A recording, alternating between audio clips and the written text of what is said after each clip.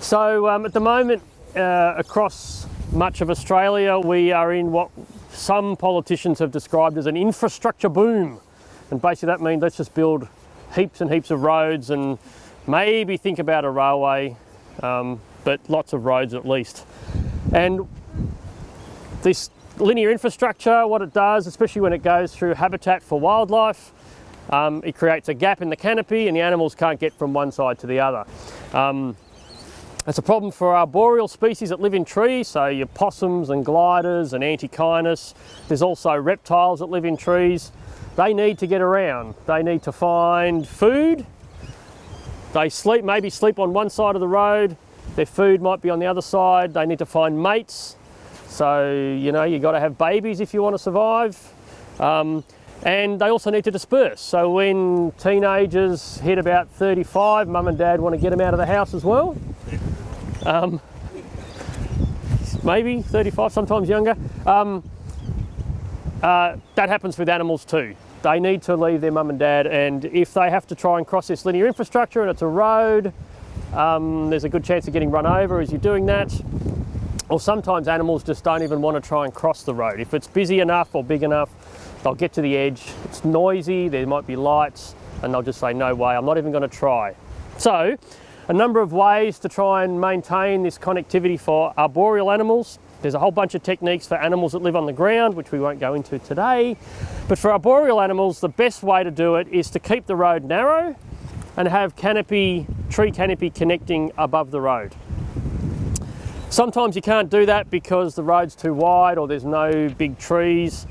And then we start to look at engineered structures. So this rope bridge is one type of engineered structure. Other ones are what we call glider poles. So imagine this without the rope ladder, but a long arm sticking out here. You can put those on one side of the road on the verge. You can put one in the median and maybe one on the other verge. And then the animals can glide from pole to pole. Or if there's a tree there, but there's something missing in the middle, you can put the pole there and they'll go from tree to pole. So basically the glider pole is an artificial tree. We know what angle most of the gliders like to glide at. So once you know the distance, you can then figure out how high the poles need to be. And ideally the animals are at least 2 meters higher than the height of the tallest truck, which is about 4.5 meters. So that's, at all times, the animal must be at least 6 or 7 meters above the road itself. Yeah, glider poles obviously only work for gliders. If you're a possum, you can jump, but then you're not going to get very far. So for the possums, we need to go to the rope bridge. Rope bridges can be put above the road. They can also be put under the road. If the road's on a bridge, you can go under the bridge if there's enough clearance. This one is generally the design we would use, so using a net or a ladder style rather than a single strand. What we've found with the ladders is that, let's say, it's a bit more stable than a single strand. There's less chance of spinning, so the animal's not upside down doing the thing. And also what we've found is with predation, so you're quite exposed on one of these.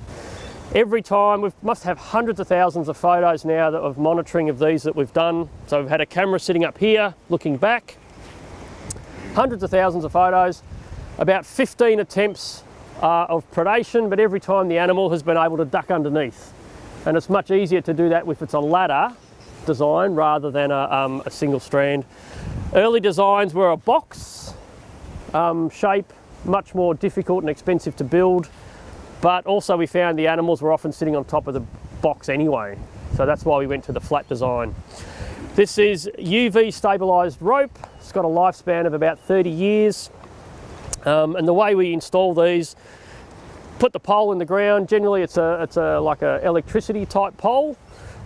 Concrete in the base, often got steel stays at 45-degree angle or whatever to make sure it doesn't sag inwards. So the pole goes in, we then attach the steel cables. Generally they're thicker than this, but this is just a demo, maybe 10 or 20 mil thick. That goes between the two poles or tree. And then we attach the ladder we sort of roll it out like a curtain across the road. And while we've got cable ties here, we would then put D-shackles on this and that'll have a lifespan of at least 30 years, probably longer. So like I said before, I think I said it as part of this group. Forget, this is the 4th time I should know exactly what I need to say, but I forget what I said, you know, who I said what to. Lots of monitoring that we've done. The highest rate of use that we've found is about 5 animal crossings per night. We don't know if that's 5 individuals crossing once or 1 animal crossing 5 times, but it's being used quite regularly and frequently in the night. And what we've also found is that when we install these and we connect them up to trees that have hollows, so this tree's got hollows on the backside, basically the animal comes out of its front door at night, it can go straight across the road if it wants to. It doesn't have to spend hours looking for the best, you know, where this thing occurs, so they can wake up straight across if they want to. Thinking about where to install these, so obviously this is for tree dwelling animals, so you would put this where there are trees. If we can orient and position these with the best habitat, because you can't build a fence for a possum because they'll just climb up and over, you kind of have to funnel the animals with the vegetation. So ideally there'd be a corridor of trees, like on the Hume Freeway we've got a corridor of trees along an adjacent road reserve that comes into intersects with the freeway. The animals are funneled along, they find the crossing and over they go. And that's the best way to do it. Thinking about if, let's say you're going through a 10-kilometre stretch of forest, you might put let's say the animal's average home range might be a 1 kilometre circle. You would put one of these every 1 kilometre so that every animal in the population can access and find these things if they want to. The cost, anywhere from around 30k for like a short, simple installation to over 100k if it's going, let's say 100 metres across the Hume Freeway, for example. You've got engineer design costs, you've got supply and installation, you need traffic management, you've got a lot of concrete in the base. They're often over-engineered because we don't want them to fall down on the Hume Freeway, for example. Any questions for the minute, Jason? Do you get much use by other animals other than cats? No. Okay. Not that we must, as I said, hundreds of thousands of photos. I've never seen a cat on them or a fox. They can both climb. Anything you didn't expect to be on there? Yeah, goanna once. One goanna. Yeah. What's that? People we've installed them for leadbeater's possum in central Victoria. I've had someone's face kind of in front of the camera. So I think that was a big night on the Terps and I don't know. But no, it's been one of the concerns of Vic Roads is we're going to get yobbos, you know, after a big night out trying to climb across. Not happened. When you install it, the pole should always be as close to the trees as possible to make it as easy for the animals to come on. And from here you would have 3 or 4 ropes feeding out into the adjacent trees. Ideally, if the road is here, you might even put this beyond the first tree. So this actually goes, there's a tree here with the canopy, the animals can just go straight from the canopy to the rope bridge. And ideally, if there aren't any, maybe plant some trees so that in time they can move onto that bridge easily. Maintenance, so timber pole, telephone pole treated. The maintenance for that's pretty standard. They check it for rot every few years like you would a normal power pole. The maintenance of the rope bridge itself, the only things we've had to do so far is fix up some tilting.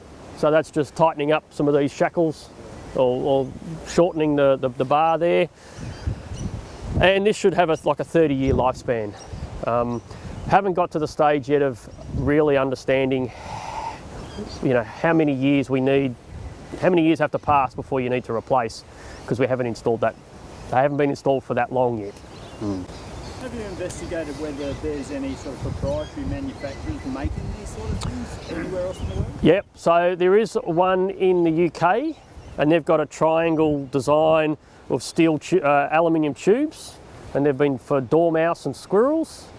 And basically these are made by net makers in Australia. So that's where these come from.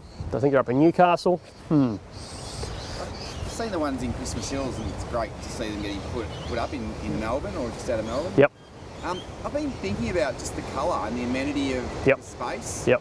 So I'm just wondering if there's been any thinking, because occasionally I drive past and I wonder what they'd look like if they were black, Yeah. and whether they'd sort of blend better with the environment. They probably would. Has there been any thinking around the colour of the actual amenity? No, that's every group's pretty much asked that question this morning, and I've not actually thought about it before. The key thing is that the rope's UV stabilised. So I've only come across white UV stabilised rope.